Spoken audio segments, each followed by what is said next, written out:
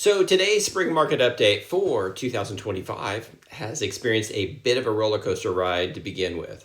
Obviously, the tariff news and the interest rates have started things off. With the initial reaction to tariff, we actually saw our interest rate drop to 6.6%. And then a week later, we were back up to 6.9% as the market digests the tariff news as well as speculation. In the meantime, the good news is our local real estate market is getting back to a normal real estate market. Now, I'm Harold Powell, local real estate agent serving Ventura and the surrounding communities. And if you like to stay up to date on all things real estate for Ventura, then hit the like, subscribe, and bell icon to be notified of future content. Now, a normal real estate market is considered a balanced or healthy market that both buyer and sellers are on a really more equal footing as far as negotiation goes. So when we look at the supply and demand graph for our local market, you'll see our inventory levels have reached 1,158 homes by the end of March. The big takeaway is that when you look at the past year for this graph, this level exceeds the highest monthly inventory total for all of last year, which you can see was at August 2024 at 1,020 homes on the market. More importantly is the fact that we hit this total by the end of March, which implies we will see inventory levels likely rise maybe by another 400 homes or more by summer. So the big question is, what will the demand do in the coming months? Well, currently the end of March pendings were actually down about 15% and closed sales up 18% from a year ago.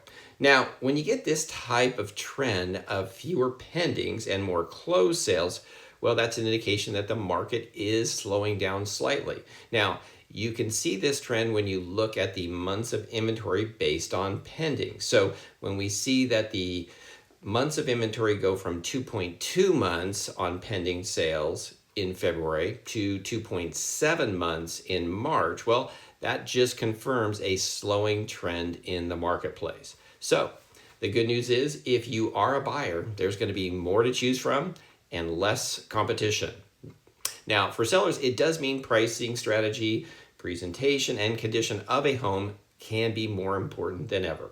So when it comes to pricing, err on the high side of pricing will likely cause you to spend a lot more time on the market, which often causes sellers to have to overcome the question of why the property isn't selling in the eyes or mind of the buyer, and possibly not getting as much money in the long run. On the other hand, if you price the home on maybe on the lower side or what it's worth, the market will actually self-correct and price can go up.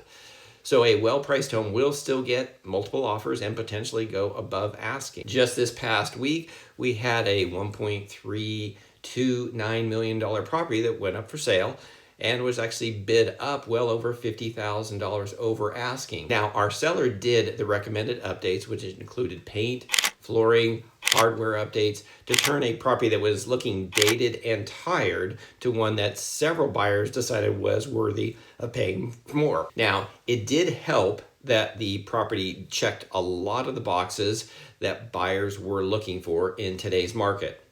Now, if you are looking for additional guidance on getting your property ready, well, I suggest watching my video on Stage Your Home Room by Room Guide and my other video on what not to fix when selling a home. Both are actually very important. Now, we've had several sellers improve their home by spending anywhere from $10,000 to $50,000 and have increased the value well over $50,000, in some cases $200,000 above what the value would have been.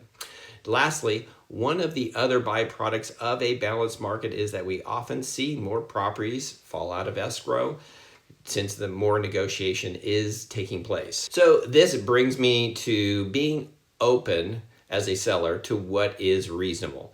Now, a reasonable request for repair generally focuses on issues that impact health, safety, or the fundamental functionality of a home. And so this includes problems like key systems such as plumbing, HVAC, roofing, and electrical. And often there is an element of compromise involved in order to see it through and have a successful close. I hope you enjoyed today's video. If so, give it a thumbs up. Thanks.